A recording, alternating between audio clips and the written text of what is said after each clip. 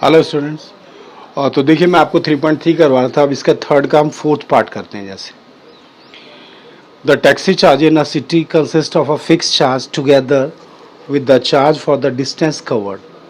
कह रहे हैं कि जो टैक्सी चार्ज है एक सिटी में, उसमें क्या है, वो कंसिस्ट है, एक तो फिक्स चार्ज है उसमें, जो भी 100, 200, 500, 1000 कोई भी एक फिक्स चार्ज उसने रखा हुआ है, और बाकी चार्ज जो है वो डिस्टेंस कवर्ड के अकॉर्डिंग है, डिस्टेंस पर किलोमीटर, चार्ज पर किलोमीटर के according. For a distance of 10 kilometre the charge paid is, कह रहे हैं कि एक 10 किलोमीटर के डिस्टेंस के लिए चार्ज पे करना पड़ा 105 का, और एक 15 किलोमीटर की जर्नी के लिए वो चार्ज पे करता है 155।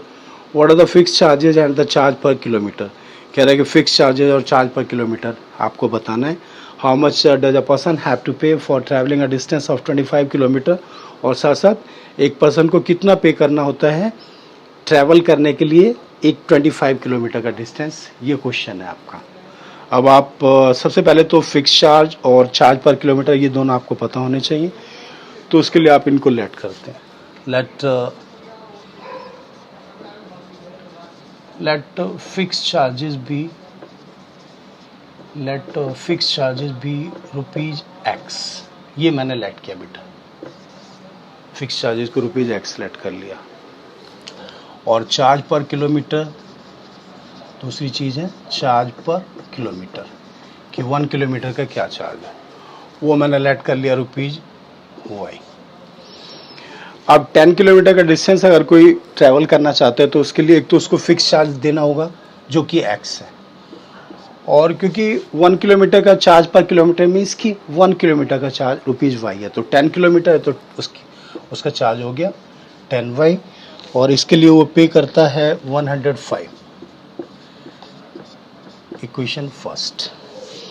सेकंड है कि एक जर्नी 15 किलोमीटर के जर्नी के लिए 15 किलोमीटर भी जब वो ट्रैवल करना चाहेगा तो उसको फिक्स चार्ज देना होगा एक्स, और अब की बार 15 किलोमीटर है तो उसका चार्ज हो गया 15 वाई, और उसने पे किया इसके लिए 155। Equation second. इस तरीके से दो इक्वेशन है आपके पास। अब आप इसको एलिमिनेशन, सब्स्टिट्यूशन किसी भी मेथड से कर सकते हैं। अब सपोज करिए कि मैं इसको सब्स्टिट्यूशन मेथड से ना करके एलिमिनेशन मेथड से भी कर सकता हूँ, करना चाहूँ तो मैं आपको करके दिखाऊँ। एलिमिनेशन मेथड के लिए तो बहुत ईजी होगा कि अगर हम इसको, आप इंडिपेंडेंट होते हैं जब तक क्वेश्चन में ये कंडीशन ना दे रखी हो कि आप इसको किसी पर्टिकुलर मेथड से करना है, एलिमिनेशन से, सब्स्टिट्यूशन से या क्रॉस मल्टीप्लिकेशन मेथड से।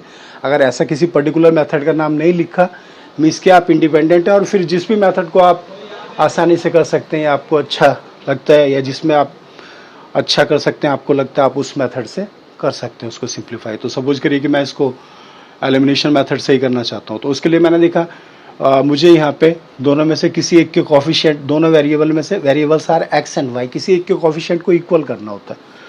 तो वो मैंने देखा कि एक्स के कोफिशिएंट मुझे ऑलरेडी इक्वल मिल रहे हैं, तो मुझे उन्हें इक्वल करने की ज़रूरत ही नहीं, यानी मल्टीप्लाई करने की ज़रूरत नहीं है किसी भी इक्वेशन की। तो उसके बाद फिर उसके साइन देखे जाते हैं।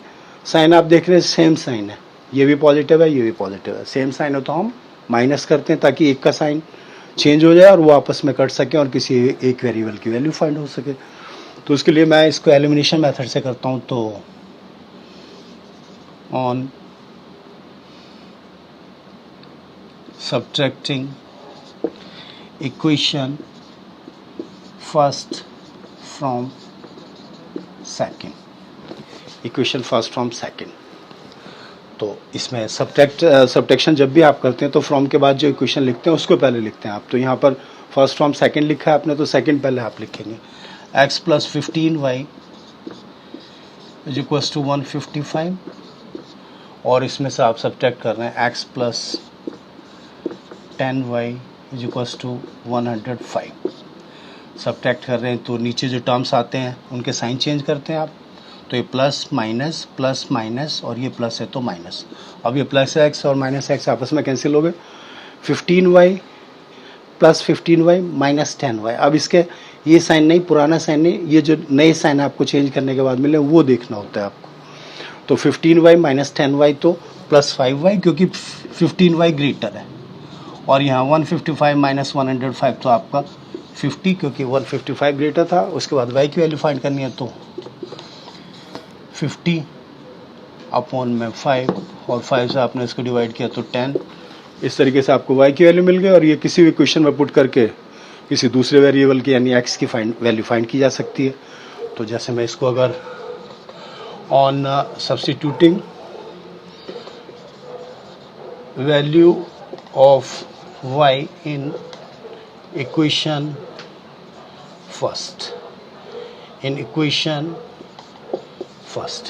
इक्वेशन फर्स्ट में सब्स्टिट्यूट करें। सपोज करिए आप y की value, equation first is x plus 10y is equal to 105। तो x plus 10y means 10 into 10 is equal to 105। x 10 10 जा 100, 105, 100 को आप उधर लेके गए तो -100 और 105 माइनस 100 तो 5। तो ये x की वैल्यू आ गई 5 और y की 10। मीन्स कि जो आपका फिक्स चार्ज था वो ₹5 है और charge per kilometre ₹10। That's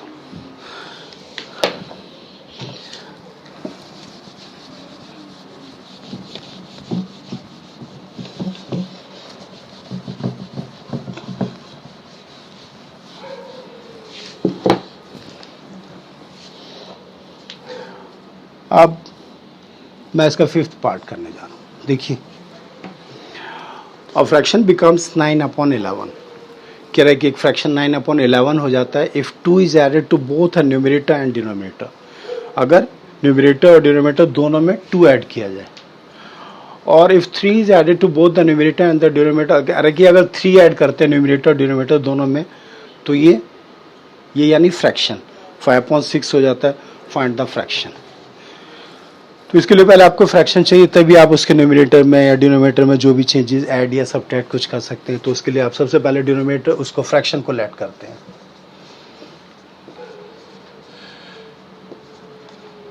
late fraction B x/y, ये लेट कर लिया आपने।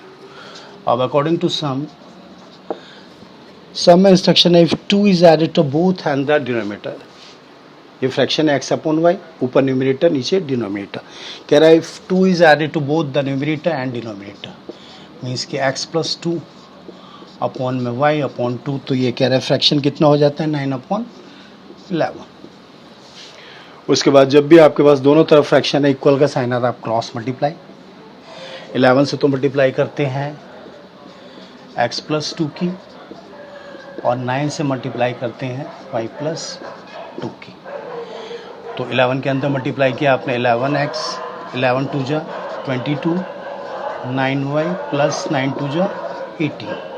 फिर उसके बाद 11x minus 9y is equals to 18। 22 को आप उधर लेके गए -22, तो 18 माइनस 22 यानी -4। तो इक्वेशन आ गई आपके पास 11x minus 9y is equals to -4। ये क्वेश्चन फर्स्ट आ गया। अब सेकंड कंडीशन कहता है if 3 is added to both and numerator and denominator. अब की बार 3 ऐड कर रहे हैं, x प्लस 3, y प्लस 3। तो कह रहा है कि फ्रैक्शन जो है 5/6 हो जाता है, 5/6। ये हो गया फ्रैक्शन। यहाँ भी वही आपने क्रॉस मल्टीप्लाई करनी है, 6 की मल्टीप्लाई x प्लस 3 से और 5 की मल्टीप्लाई y प्लस 3 से। 6x 6 3 जा 18, 5y प्लस 15। उसके बाद 6x minus 5y is equals to 15 minus 18। तो 6x minus 5y is equals to -3। Equation second. ये आपके पास दो इक्वेशन है। First 11x minus 9y is equals to -4 और सेकंड है 6x minus 5y is equals to -3। अब सपोज करिए मैं इसको एलिमिनेशन मेथड से करना चाहता हूँ। एलिमिनेशन मेथड इसलिए क्योंकि वो ईजियर होता है, उसका आसानी से कर सकते हैं। तो आप अगर लीनियर इक्वेशन सॉल्व करने की बात हो तो उसको किसी भी मेथड से कर सकते हैं। तो यहाँ आप जैसे एलिमिनेशन मेथड से उसको करें तो ईजी रहेगा। उसके लिए क्या करना होता है, आपको किसी भी एक वेरिएबल के कोफिशिएंट को इक्वल करना होता है। जैसे अगर हम x के कोफिशिएंट यहाँ देखें तो यहाँ 11 है, यहाँ 6 है। नेचुरली अगर इसकी 6 से और इसकी 11 से मल्टीप्लाई कर दी जाए, इसकी मल्टीप्लाई इससे और इसकी मल्टीप्लाई इससे, तो ये इक्वल हो जाएंगे। ऐसे हम y के कोफिशिएंट अगर इक्वल करना चाहें तो इस 9 की, y का कोफिशिएंट 9 है, 9 की हम 5 से कर सकते हैं और 5 की 9 से कर सकते हैं, तो 9 5 जब 45, 5 9 जब 45, कोफिशिएंट इक्वल किए जा सकते हैं। तो बस आपको यही करना है, उसके कोफिशिएंट के उससे मल्टीप्लाई और दूसरे के कोफिशिएंट के उससे मल्टीप्लाई। तो आपने सपोज करिए मैं x के कोफिशिएंट इक्वल करना चाहता हूँ, तो मैंने उसकी किससे मल्टीप्लाई करनी होगी? इक्वेशन फर्स्ट की तो 6 से और सेकंड की 11 से। फर्स्ट के कोफिशिएंट से सेकंड की और सेकंड के कोफिशिएंट से फर्स्ट की। इस तरीके से दोनों इक्वेशन इक्वल हो जाएंगी। तो मैंने लिखा, जो भी आप कर रहे हैं वो लिख रहे हैं स्टेटमेंट। तो on multiplying equation, on multiplying equation first by 6 and second by, first की आप 6 से कर रहे हैं और सेकंड की 11 से, इसके कोफिशिएंट से इसकी और इसके कोफिशिएंट से इसकी, इस तरीके से। अब अगर 11 से इसकी मल्टीप्लाई कर रहे हैं फर्स्ट की तो 6 से, तो 11 6 जा 66x, 11 9 जा 99y और 11 4 जा 44, 11 6 जा 66, 6 9 जा सॉरी 11 6 जा 66, 6 9 जा 54 और 6 4 जा 24। ये क्वेश्चन 3 है अब आपके पास। ऐसे आप सेकंड की मल्टीप्लाई कर रहे हैं आप 11 से, तो 11 6 जा 66x, 11 5 जा 55y और 11 3 जा 33।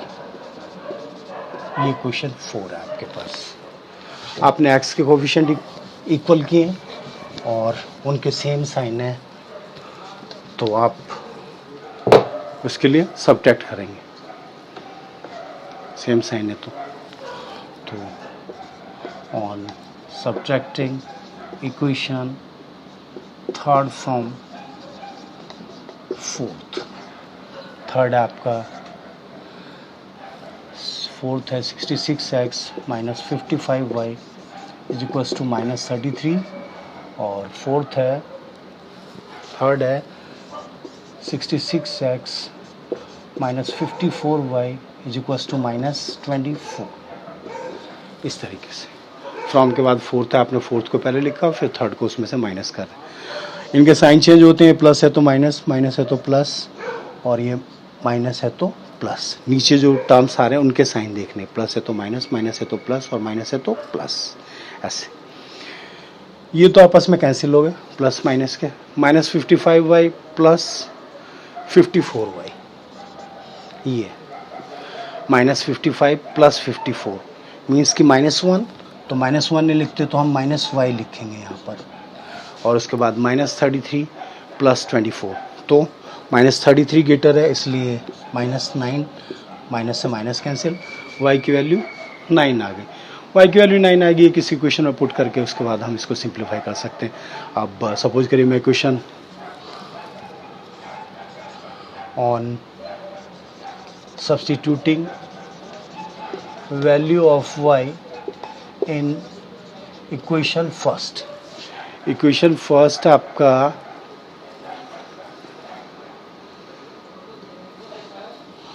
फर्स्ट इक्वेशन तो अभी यहाँ पर नहीं है, तो आप थर्ड में पुट कर सकते हैं, किसी भी इक्वेशन में वैल्यू पुट कर सकते हैं। तो इक्वेशन थर्ड में जिसमें इजीली सॉल्व हो सके, अभी यहाँ पर नहीं है तो हम थर्ड में पुट कर देते हैं। तो इक्वेशन थर्ड में तो 66x minus 54y means 54 into 9 is equal to -24। Equation third